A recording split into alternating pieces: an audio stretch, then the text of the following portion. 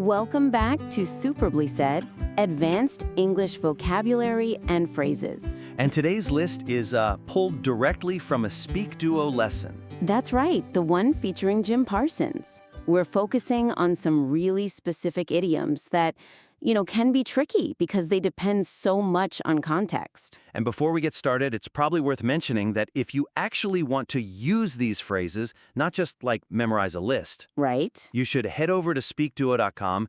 You can meet people from all over the world, practice on video calls. It's honestly the best way to build real confidence. Definitely. Okay, let's get straight to it. These are advanced phrases, so we're going beyond the basic dictionary definition. We want to look at the nuance. The emotional weight. Exactly. The professional weight they carry. All right, I've got the list. First one up is something I hear all the time. To be like riding a bike. Yes. The core meaning is pretty simple, right? It's a skill that's easy to do again, even after a long break. But I think the question is, where's the line? I always connect it with muscle memory.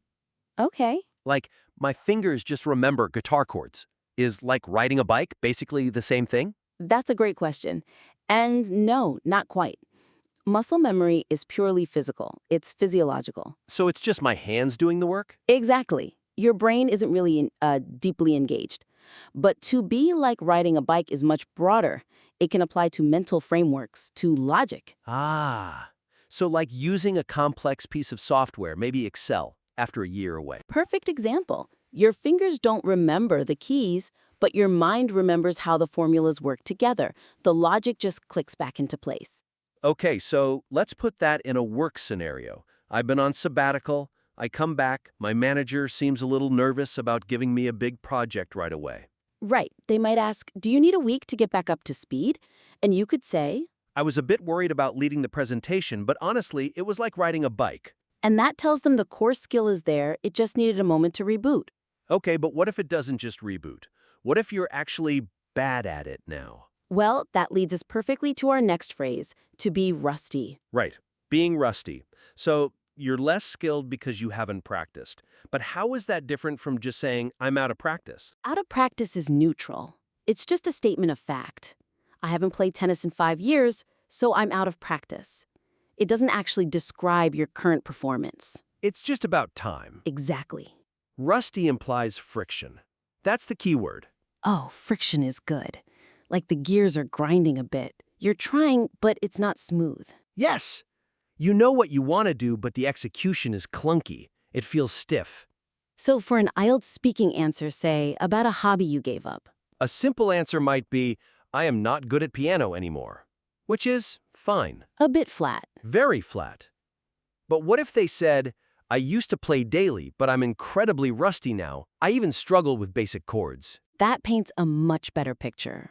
You can almost feel the frustration. It shows a higher level of vocabulary and self-awareness. Speaking of struggles, let's talk about the digital world. The next one is to fall for clickbait.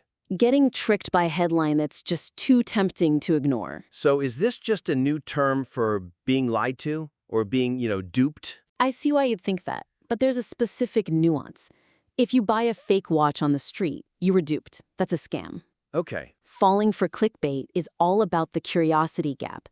The headline promises some huge secret, you click, and the actual content is meh. So the main emotion isn't just deception, it's disappointment. Yes, and that's so important in a business context.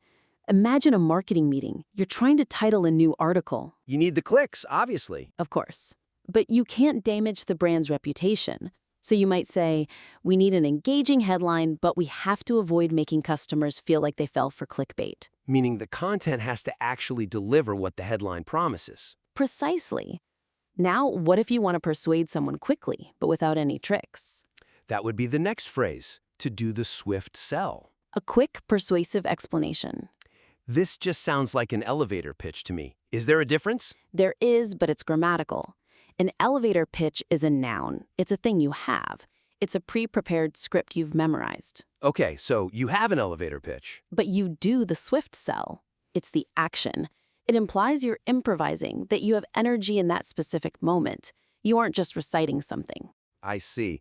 So you run into the CEO in the hallway. She asks you about that new project. You've got 30 seconds, tops. No slides, no notes. So later, you tell your team, I didn't have time for the full presentation, so I just did the swift sell on the main benefits to the CEO in the hallway. It communicates that you had to be really sharp and convincing, right there on the spot. That makes sense?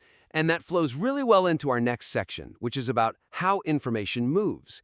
Let's start with to dispel a rumor. Simply, to remove a false belief by telling the truth. I feel like I'd usually use the word debunk here. Like, I need to debunk that rumor. You could, but debunk sounds very clinical. It's almost confrontational. We debunk myths or conspiracy theories. It's very fact-based. Yes. Dispel is softer. It's more atmospheric. Think about it. You dispel fog, you dispel fear, and you dispel rumors.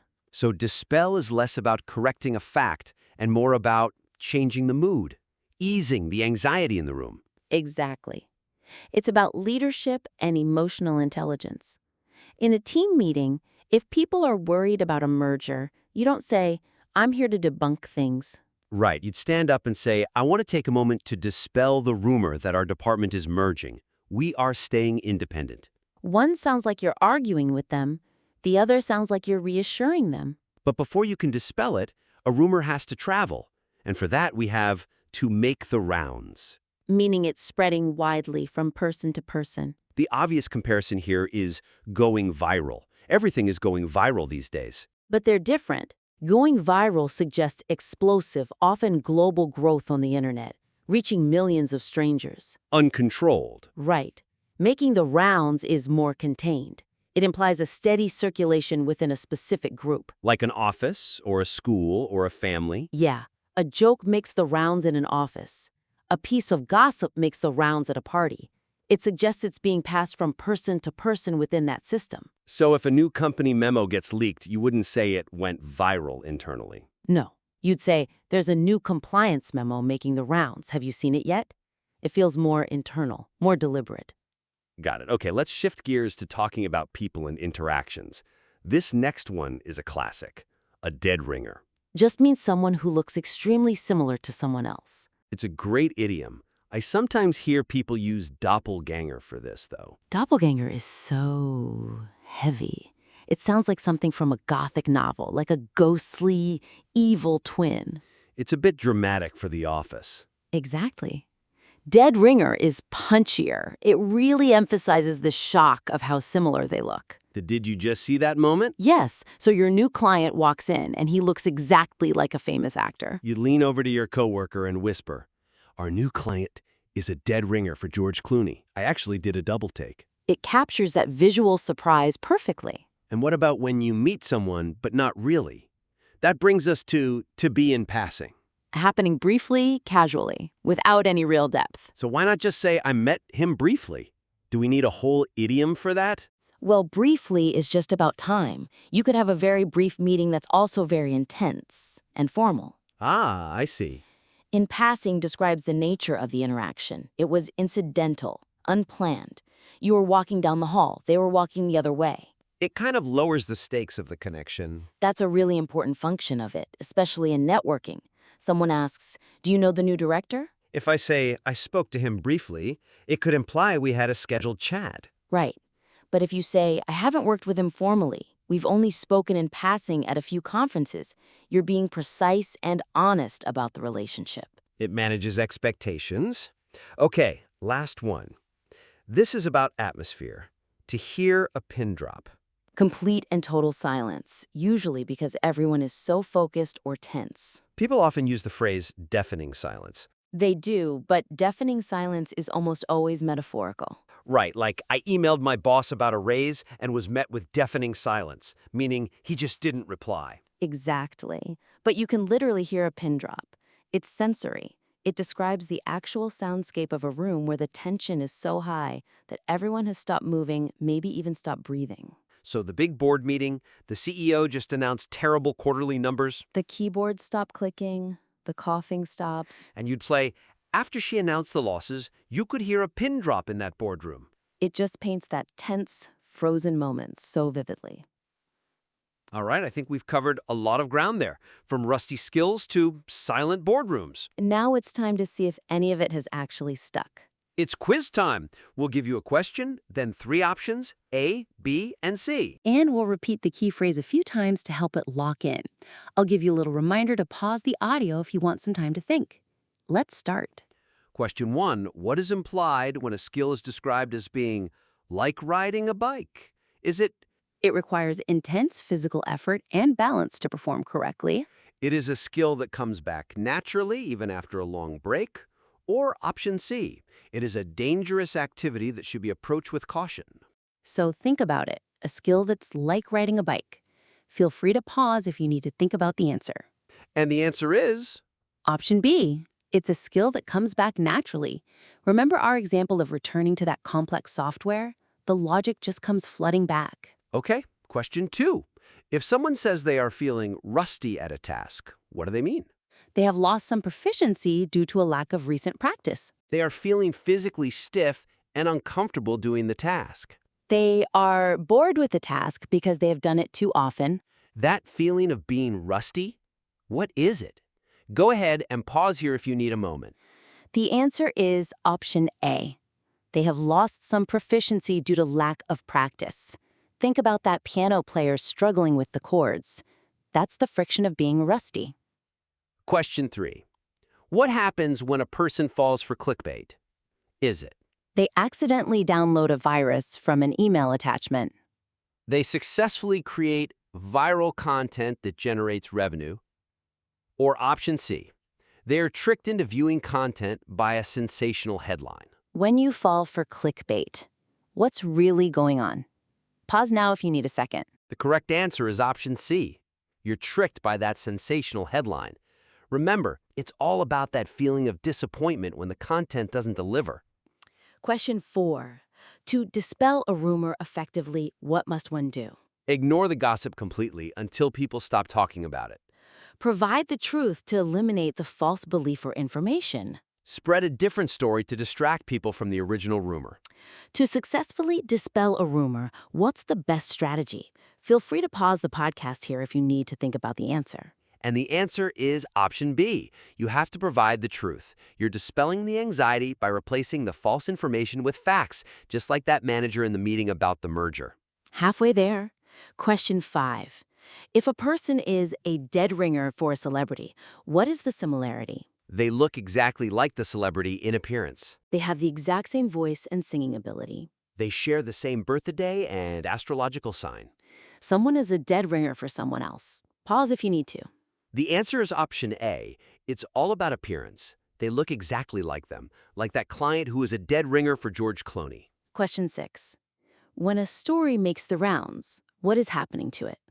It is being repeated in a circular argument without resolution. It is being officially verified by multiple fact-checking agencies.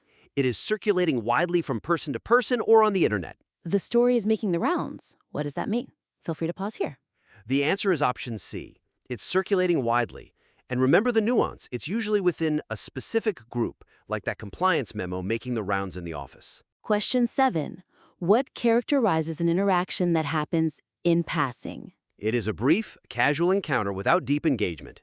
It is a formal meeting scheduled to review past performance. It is a competitive moment where one person overtakes another. You met them in passing. Was it casual, formal, or competitive? Pause now if you want to think. The correct answer is option A. It's brief, casual, and without deep engagement, like those quick chats you have in the hallway at a conference. And our final question, question 8.